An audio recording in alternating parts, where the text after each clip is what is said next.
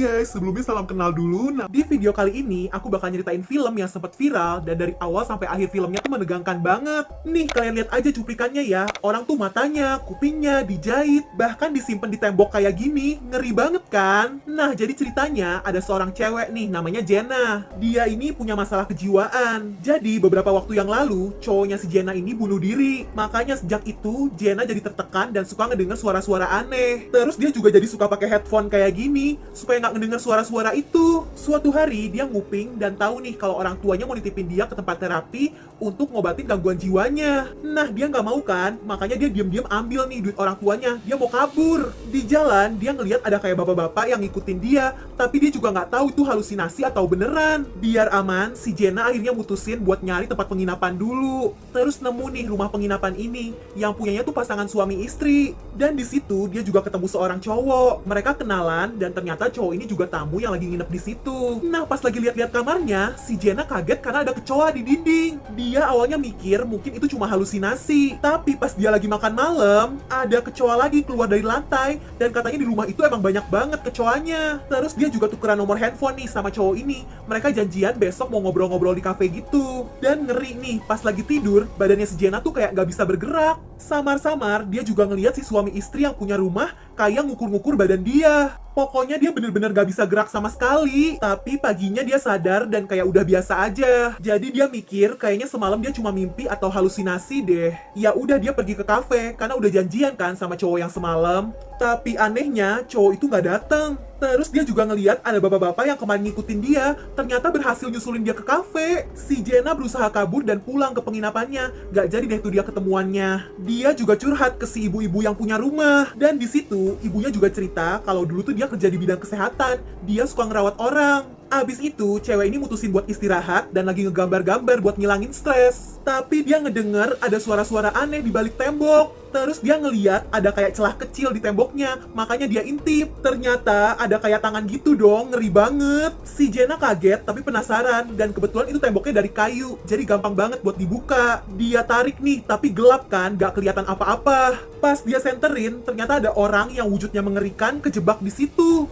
Dia langsung buru-buru ngechat cowok yang kemarin dia kenalan, karena dia bingung juga kan mau ngechat siapa lagi. Dia langsung minta cowok itu buat cepet-cepet ngehubungin polisi. Langsung dibales di okein nih, katanya dia bakal segera datang. Padahal guys, itu HP si cowoknya udah dipegang sama si ibu yang punya rumah. Jadi ya ibu itu tahu kalau si Jenna udah ngeliat rahasia di rumahnya. Cewek ini sempet ngatur strategi buat kabur nih, walau akhirnya gagal sih. Dia ketangkep sama suami istri itu. Bahkan dia disuntikin sesuatu sampai tubuhnya jadi kaku dan gak bisa gerak, kayak yang dialamin di malam sebelumnya. Jadi ternyata itu tuh bukan halusinasi. Dan ini ngeri banget guys. Jadi bola matanya tuh mau diambil, lidahnya bakal dipotong, dan kupingnya mau dijahit. Terus nantinya bakal ditaruh di balik dinding atau lantai kayu rumah itu dan bakal mereka rawat. Jadi suami istri pemilik penginapan ini ternyata udah sering banget ngelakuin hal itu. Bahkan anak cucunya juga diginiin. Karena menurut mereka, orang-orang yang digituin bakal lebih tenang. Karena udah gak bisa lihat, gak bisa denger, gak bisa ngomong. Jadi ya tinggal diam tenang aja sampai akhir nyawanya. Psikopat banget gak sih? Terus si cowok yang kemarin kenalan ternyata udah jadi salah satu koleksi mereka. Pantes aja kemarin dia gak datang ke kafe. Dan tiba-tiba pas lagi nyiapin cewek ini buat jadi koleksi, bel di rumah mereka bunyi. Dateng nih bapak-bapak yang dari kemarin kelihatan kayak ngikutin si Jenna. Ternyata dia tuh ayah dari pacarnya si Jenna yang abis bunuh diri. Dia sengaja nyari Jenna karena mau ngobrol. Soalnya Jenna ini orang terakhir yang ditelepon sama anaknya sebelum meninggal. Tapi kata si ibu-ibu yang punya rumah, Jennanya udah gak ada, udah pindah ke penginapan yang lain. Nah, bapak ini kan udah ngikutin dari siang. Jadi dia bilang kalau sepengamatan dia, Jenna belum keluar dari rumah itu. Dan sialnya, bapak ini disuruh masuk, dia mau-mau aja. Gak lama ya kepalanya dipukul, sampai dia langsung meninggal di tempat. Ada kesempatan kan tuh, si Jenna juga udah mulai bisa gerak dikit-dikit nih. Dan untungnya dia berhasil kabur lewat jendela. Terus si Jenna sembunyi di dalam mobil bapak pacarnya yang udah jadi korban tadi. Ternyata mayatnya tuh dimasukin ke mobil juga, terus dibawa pergi nih sama suami istri yang punya rumah. Dibawa ke jurang dan dibikin seolah-olah mobil itu kecelakaan. Tapi mereka nggak tahu kalau di dalam mobil itu sebenarnya ada si Jenna. Cewek ini berhasil selamat loh walau udah jatuh dari jurang. Tapi pas udah pulih dan balik ke rumahnya, hidup cewek ini masih nggak tenang. Dia kebanyakan bayang-bayang pacarnya yang udah meninggal itu terus. Dia masih ngerasa bersalah karena pacarnya bunuh diri kan. Dan akhirnya ini gokil banget sih. Dia malah balik sendiri ke rumah pasangan suami istri psikopat tadi. Jadi si Jenna ini malah minta buat dijadiin koleksi aja di rumah pasangan itu. Matanya diambil, terus dijahit sama kupingnya juga, lidahnya dipotong, dan ya udah dia disimpan di balik lantai kayu. Tapi cerita film ini nggak beres di situ aja, masih ada lanjutannya. Agak beda cerita, tapi nanti kalian lihat di akhir bakal ada kaitannya. Di sini ada tokoh baru lain nih, namanya Mary. Anaknya baru aja meninggal, dan suatu hari dia ketemu sama seorang cowok. Katanya cowok ini tuh kayak punya kekuatan supranatural gitu. Dia bisa manggil hantu katanya, dan hantu-hantu itu bakal berbicara lewat cowok ini. Si Mary percaya karena cowok itu berhasil buktiin. Jadi hantunya tuh bakal nulis pesan di tembok pakai darah kayak gini. Bahkan ada pesan dari anaknya yang udah meninggal. Makanya si Mary makin percaya. Dia sampai jatuh cinta sama cowok itu. Sampai suatu hari cowok ini ketahuan selingkuh dan dia lagi mabok. Jadi dia keceplosan ngungkapin semuanya. Ternyata selama ini dia cuma bohong. Semua tulisan di tembok ini tuh palsu. Cuma akal-akalan dia aja supaya si Mary kagum. Dia ternyata dapat info tentang anaknya si Mary yang udah meninggal dari bapaknya anak itu, bukan dari bisikan gaib. Jadi cowok ini orang biasa, gak punya kekuatan apa-apa. Karena sedih udah dibohongin, si Mary pergi ke kamar anaknya. Di situ ada kejadian, tiba-tiba muncul tulisan di papan tulis kayak gini. Itu tulisan dari arwah anaknya. Jadi si anak mungkin sedih ngeliat ibunya dijahatin. Makanya arwah sang anak mau ngasih hukuman buat cowok itu.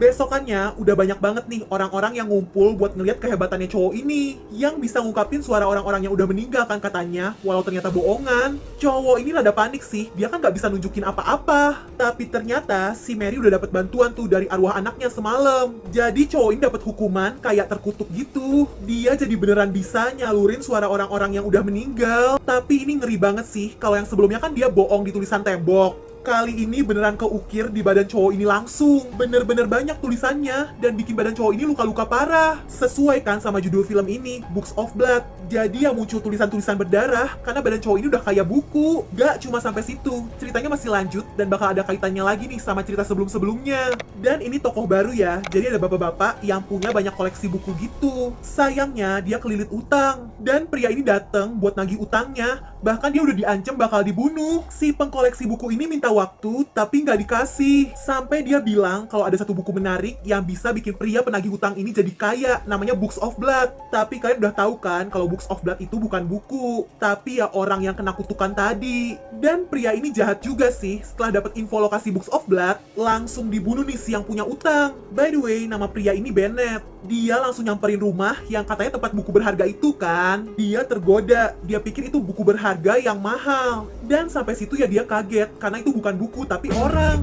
Malah ngeri banget, badannya penuh tulisan. Ada nama dia juga ketulis di situ, Bennett. Artinya si Bennett ini bakal segera meninggal kan, tapi ya dia nggak percaya. Dia keluar dan kayak berhalusinasi gitu, ngeliat tikus banyak banget. Dan tanpa dia sadari, dia udah nusuk-nusukin perutnya sendiri sampai terluka parah. Sialnya lagi, dia tuh sebenarnya masih kuat jalan, tapi dia malah nggak sengaja masuk ke halaman rumah pasangan suami istri yang koleksi manusia di rumah tadi. Dan ya udah deh, akhirnya dia jadi korban di situ. Yes, itu tadi cerita dari film